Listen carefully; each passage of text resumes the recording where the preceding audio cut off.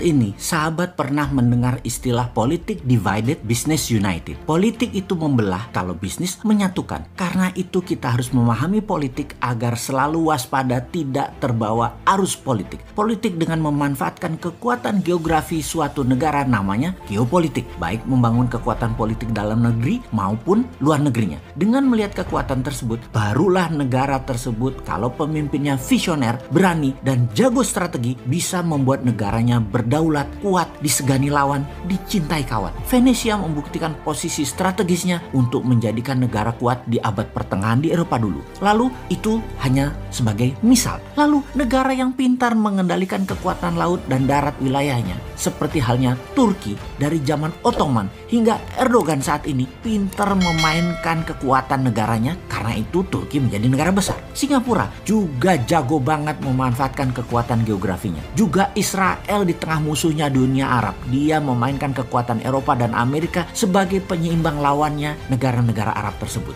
Banyak daerah strategi seperti Panama, Mesir, Taiwan, Hong Kong memainkan cantik wilayahnya. Namun banyak juga yang tidak pandai. Salah satunya adalah negara-negara Arab. Lokasinya strategis, sumber daya alam minyak dan gas strategis. Tetapi negara Arab tidak bisa menjadi negara superpower. Makmur iya, superpower atau negara besar, big country, tidak bisa, atau dibacanya tidak boleh. Jadi yang membuat tidak boleh adalah negara besar dan negara superpower. Mereka rule the world saat ini. Karena itu dalam kacamata pertahanan negara, negara besar punya nation interest, punya tujuan bernegara terhadap negara lain. Dan kita harusnya membaca dengan teliti, karena nation interest negara lain menjadi nation threat, negara lemah. Menjadi ancaman kedaulatan negara lemah, nation interest negara besar lainnya. Kita bahas ini sejak lama. Kita kembali lagi agar paham bagaimana cara bernegara agar menjadi negara berdaulat. Agar Indonesia tidak goblok-goblok amat seperti negara-negara yang tidak berdaulat lainnya. Kita ini harusnya lebih besar dari Turki,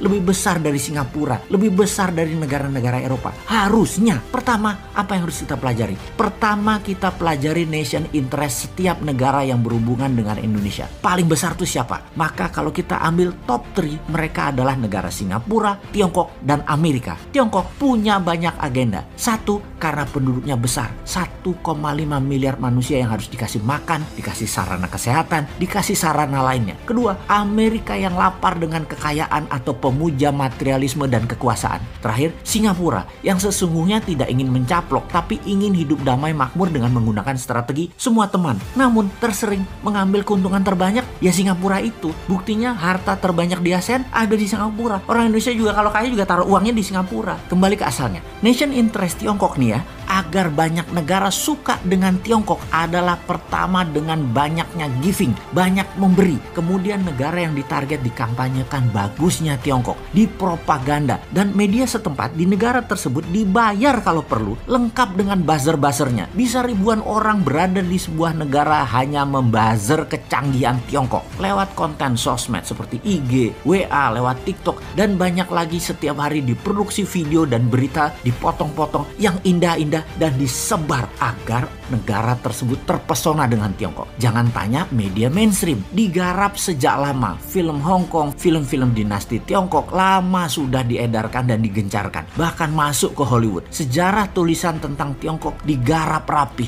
Itulah Kementerian Propaganda yang pegang dari Tiongkok. Semua informasi tersebut diorkestra dengan baik. Setelah media, apalagi yang digarap? Yang digarap adalah kebijakan-kebijakan bernegara, parlemen, dan partai-partai negara yang akan ditarget. Digarap setidaknya individunya. Orang mereka dalam tanda petik payroll, digaji, diopeni, diurusi, dimakmurkan dalam bahasa sederhananya. Namun bagi mereka yang tidak paham idealisme bernegara, semua itu seperti business as usual, kayak lagi bisnis biasa aja. Padahal mereka ini diarahkan untuk memuja Tiongkok, tetapi di kepala mereka ini bisnis kok gitu ya.